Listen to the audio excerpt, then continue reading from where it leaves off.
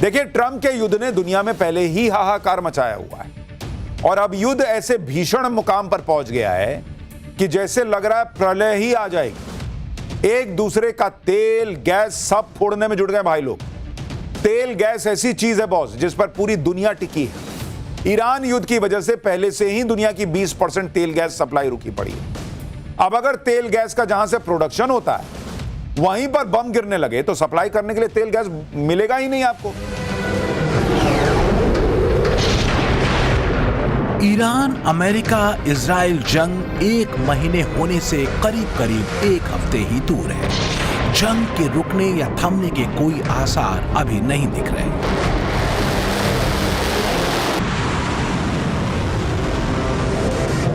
तनाव सिर्फ ईरान या मिडिल ईस्ट के लिए नहीं है बल्कि पूरी दुनिया के लिए है, क्योंकि मिडिल ईस्ट में उड़ते बारूद और धधकते तेल और गैस के भंडारों ने दुनिया की ऊर्जा को सोख लिया है।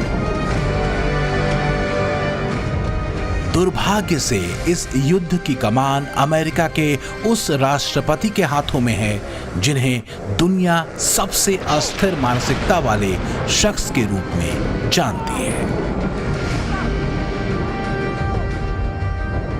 Question, my military people would be very happy, but we have a lot of troops, we have unlimited ammunition, we have the greatest equipment in the world, and we are decimating Iran. It's about time, and frankly it should have been done long before me. Trump के दिमाग में क्या चल रहा है? अपने जीवन के उत्तरार्ध में ट्रंप क्या सत्ता की शक्ति से पूरी दुनिया को असंतुलित करने निकले हैं? इस सवाल का जवाब शायद ट्रंप भी दे पाने की हैसियत में नहीं, क्योंकि अस्थिर दिमाग से किसी सवाल को सुलझाया नहीं जा सकता। और फिर ये तो युद्ध है।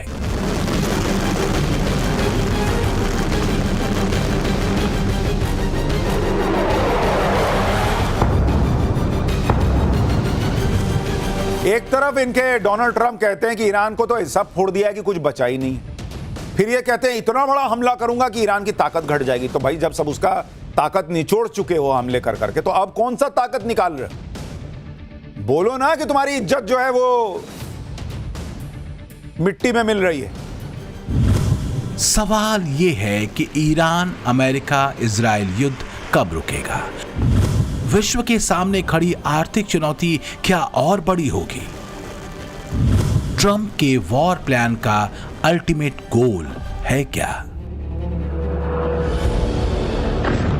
फिलहाल तो दुनिया सिर्फ एक दर्शक है। आसमान से बरसते अंगारों और उठते गुबार के बीच ईरान पीछे हटने को तैयार नहीं, न ही इजराइल और अमेरिका।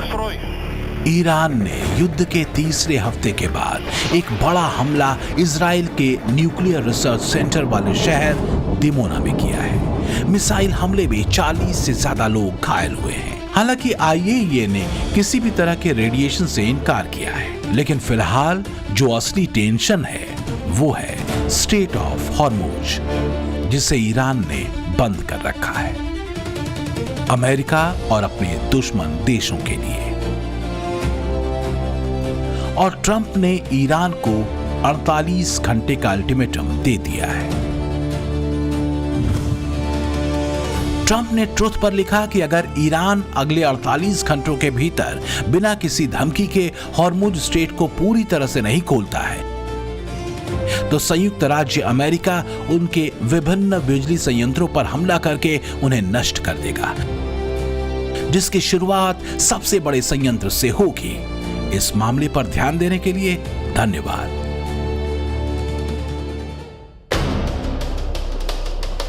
क्या ये ट्रंप की सिर्फ गीदड़ भभकी है या वाकई ट्रंप ऐसा करने जा रहे हैं? अगर ईरान ने हॉर्मुज स्ट्रेट को नहीं खोला तो क्या होगा?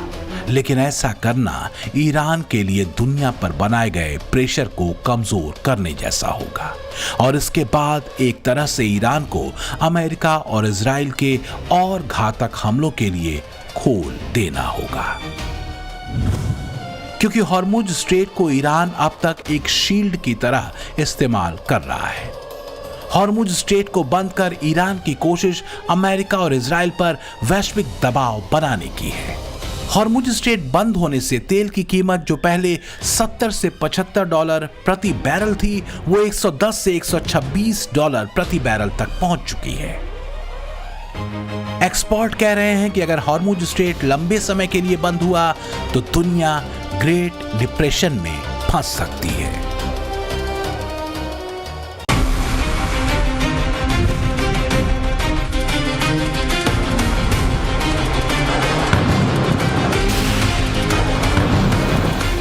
ट्रम्प खुद तो फंसे ही हैं, दुनिया को भी मुसीबत में फंसा चुके हैं। हालांकि ट्रम्प को अब यह समझ आने लगा है कि जंग में उतरना और जंग से बाहर निकलना दो अलग बात है।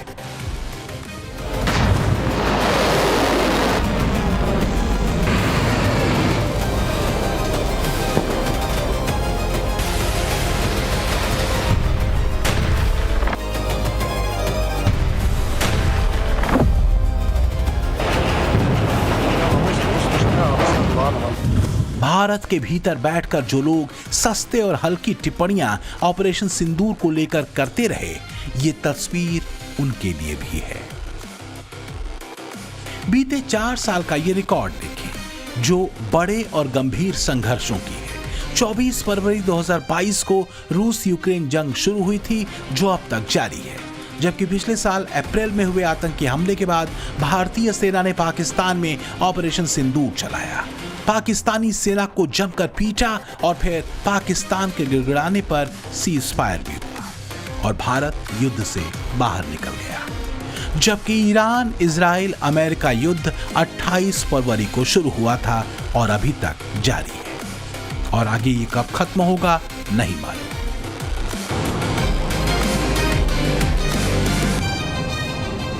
ट्रंप लाख डींगे हाँक ले, लेकिन वो भी जानते हैं कि ईरान अब उनके गले का वो निवाला बन चुका है जिससे वो न निगल सकते हैं और ना ही उगल सकते हैं। हाँ, फेस सेविंग के लिए लंबे चौड़े उलूल जुलूल तर्क जरूर लड़ सकते हैं और वो वही कर भी रहे हैं। We're asking for a lot of reasons beyond even what we're talking about in Iran. This is a very volatile world, and the military equipment, the power of some of this weaponry is unthinkable. You don't even want to know about it.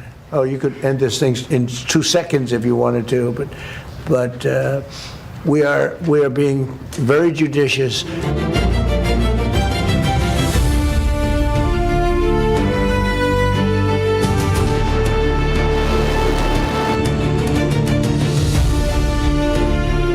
ये सच है कि Iran की हैसियत America के सामने कुछ भी नहीं, ठीक वैसे ही जैसे भारत के आगे पाकिस्तान की औकात।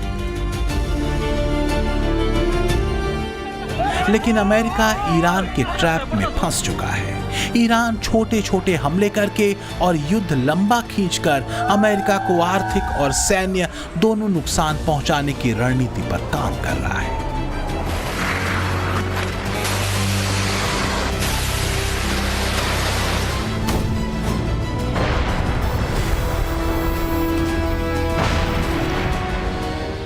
ऑपरेशन सिंदूर के दौरान पाकिस्तान भी यही करना चाहता था, लेकिन भारत ने अपने टारगेट हिट किए, पाकिस्तानी सेना के एयर बेसेस को तबाह किया, अपना गोल अचीव किया और पाकिस्तान के सीज फायर चिल्लाने पर भारत युद्ध से बाहर भी निकल गया।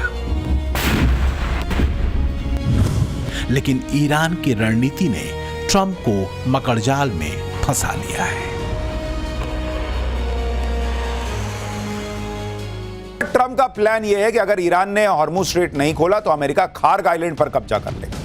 खार्ग आइलैंड पर अमेरिका हाल ही में बम फोड़ चुका है ताकि ईरान हॉर्मुज स्ट्रेट को खोल दे, लेकिन ईरान ने भी अभी तक हॉर्मुज बंद किया हुआ। लेकिन अब अमेरिका ने अपने 2000 मरीन जवानों को इस आइलैंड की तरफ रवाना कर दिया है। रिपोर्ट है कि इस जहाज को सिंगापुर से ईरान की तरफ बढ़ते हुए देखा गया है। अमेरिका के रक्षा मंत्री पीट हेग्सेथ ने ईरान को धमकाते हुए कहा कि अगर ईरान हॉर्मुज के रास्ते में अड़ंगा डालेगा तो अमेरिका उसके उस खार्ग आइलैंड पर कब्जा कर लेगा। लेकिन ईरान कह रहा है कि कुछ भी करके देख लो, ईरान झुकेगा नहीं। ईरान तो वेट कर रहा है, ईरान बैठा हुआ है कि तुम भेजो अपने सैनिक। जो ड्रोन हम अमेरिका तक नहीं भेज पा रहे, जो मिसाइलें हम अमेरिका तक नहीं मार पा रहे, तुमको ईरान के लोगों को मारने में मजा आता है। ईरान कह रहा तुम भेजो ना, हम मार के बताते हैं तुमको कैसे तुम्हारे सैनिकों को मारेंगे। सिर्फ अमेरिका के संसाधन, अमेरिका का पैसा ही बर्बाद होगा, ईरान कह रहा अगर तुम ये सब करोगे। ईरान युद्ध लड़ने के लिए ट्रंप ने अमेरिका में $200 बिलियन मांगे। इस पर भी ईरान के विदेश मंत्री ने कह दिया कि ये युद्ध ईरान के लोगों और अमेरिका के लोगों पर थोपा गया। युद्ध को अभी सिर्फ 3 हफ्ते हुए हैं और ये $200 बिलियन मांगने लगे। अमेरिका के आम नागरिक इसके लिए नेतन्याहू और अमेरिका में नेतन्याहू के लोगों को थैंक यू कह सकते हैं कि लाखों crore dollar Israel first tax के तौर पर लगने वाले, जो अमेरिका की अर्थव्यवस्था को ही बर्बाद करके रख देगा।